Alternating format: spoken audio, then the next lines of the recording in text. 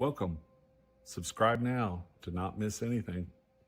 People thought, they tried to tell me as I told this story probably thousands of times, I would think, or at least 1,000 times. And they would, try to tell me things about, God telling me that you're going to get back together and all that. Well, I could tell you that, I knew, why would God not just tell me?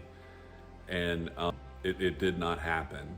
But she knew that day. And I'll tell you why, because sometime after, it was quite some time, I'd asked God, I needed to start remembering the dates and everything on some of these stories. And one day when I had moved back home, like I said, I was going to school. My mom and dad were going somewhere, and they said, "Do you want to come with us?" And I said, "Sure."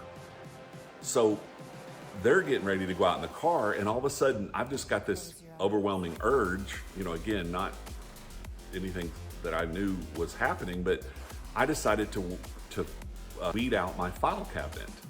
And I'm like, why am I wheeling out my file cabinet? But I couldn't really stop myself. I was just like, gotta look through things and get rid of things that aren't important in my file cabinet. And my mom and dad they're almost to the point of waiting in the car for me. And I'm like, well, I'll be right there, just a minute. And I'm going through and I pick up and I find the receipt for the battery. And the receipt for the battery was, I believe it was August 5th of the day that it happened, because you keep a battery receipt for the warranty.